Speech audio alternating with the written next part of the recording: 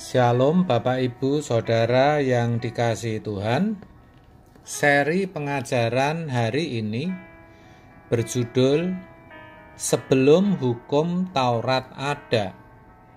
Saudara, saya ajak kita baca terlebih dahulu apa yang tertulis dalam Roma 5 ayat 13. Demikian, sebab sebelum hukum Taurat ada, telah ada dosa di dunia. Tetapi dosa itu tidak diperhitungkan kalau tidak ada hukum Taurat. Saudara, ayat di atas akan lebih jelas kalau kita baca dalam terjemahan sederhana Indonesia. Dikatakan demikian, kuasa dosa itu memang sudah ada di dalam dunia ini sebelum manusia mendengar hukum Taurat. Tetapi Allah tidak memperhitungkan dosa sebagai pelanggaran kalau manusia belum mendengarkan ajaran yang ada di dalam hukum Taurat. Jadi maksudnya begini. Sebelum ada hukum, maka suatu pelanggaran belum bisa dikatakan sebagai pelanggaran. Mudahnya, selama tidak ada larangan untuk kencing di tepi jalan, maka ketika ada seorang kencing di tepi jalan, itu tidak bisa dikatakan suatu pelanggaran atau kesalahan. Dengan kata lain, pelanggaran itu tidak diperhitungkan. Tetapi ketika dipasang larangan yang bertuliskan dilarang kencing di sini, di tepi jalan itu, maka orang akan dikatakan salah atau melakukan pelanggaran ketika kencing di sana. Pertanyaannya, kenapa pengetahuan tentang keadaan sebelum hukum Taurat ada menjadi penting bagi kita? Jawabannya, supaya kita bisa tahu kenapa Allah tidak segera menjatuhkan hukuman atau membinasakan iblis yang ketika itu iblis mempunyai keinginan untuk menyamai Allah, yaitu ketika dunia belum dijadikan. Dalam Yesaya 14 ayat 13-14 dituliskan demikian, engkau yang tadinya berkata dalam hatimu, aku hendak naik ke langit, aku hendak mendirikan tahtaku mengatasi bintang-bintang Allah, dan aku hendak duduk di atas bukit pertemuan jauh di sebelah utara. Aku hendak naik mengatasi ketinggian awan-awan, hendak menyamai yang maha tinggi. Saudara, pribadi atau entitas yang dimaksud dalam ayat di atas, di mana dikatakan yang hendak mendirikan tahta mengatasi bintang-bintang Allah, yang hendak menyamai yang maha tinggi, adalah iblis atau setan, yang juga dikenal dahulunya sebagai Lucifer.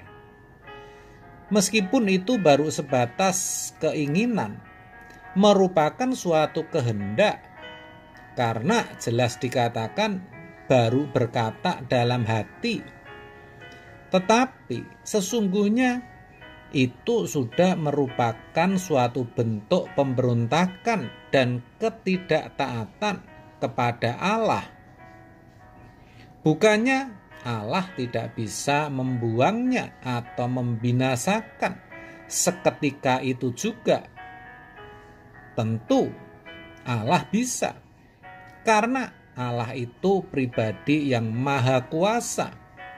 Apalagi iblis atau setan itu ciptaannya. Tentulah kuasa dan kemampuannya tidak melebihi Allah. Tetapi Allah tidak melakukan. Maksudnya tidak segera membinasakannya. Kenapa?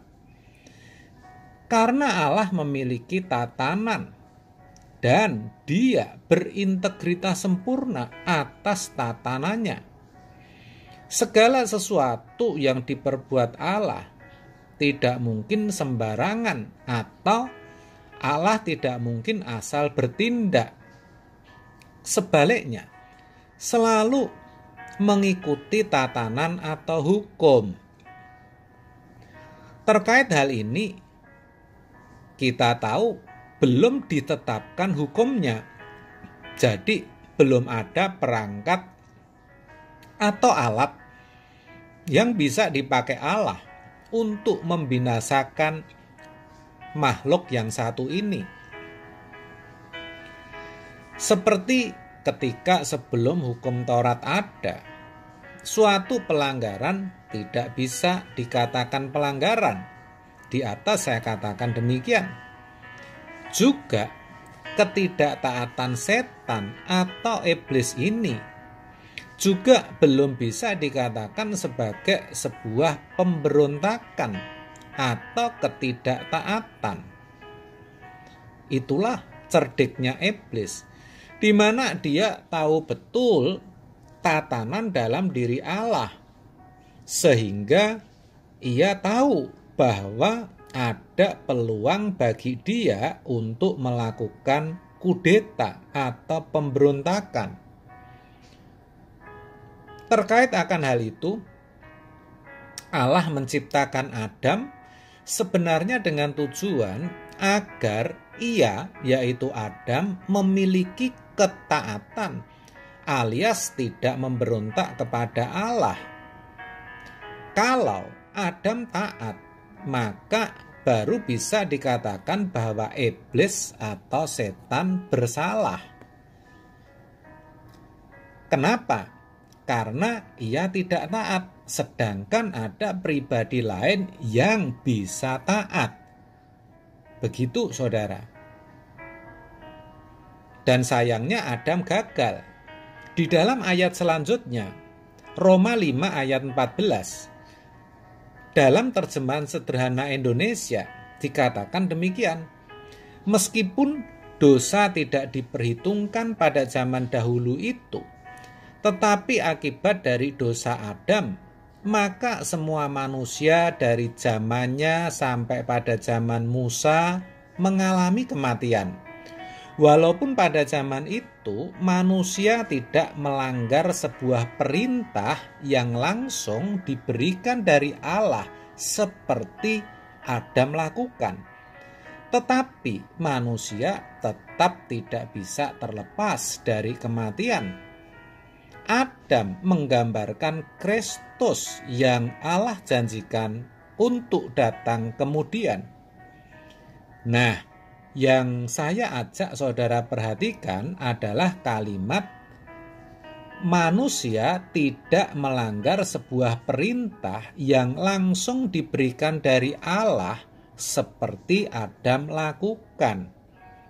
Dari kalimat ini kita bisa tahu bahwa Adam pun melakukan pelanggaran, tidak memiliki ketaatan kepada Allah, memberontak kepada Allah, yaitu ketika ia mengambil dan memakan buah dari pohon pengetahuan yang baik dan jahat. Sebab itulah sampai sekarang sejatinya iblis masih belum bisa dibinasakan, saudara. Nah, begitu. Kiranya kebenaran hari ini boleh memberkati kita semua. Amin. Tuhan Yesus memberkati.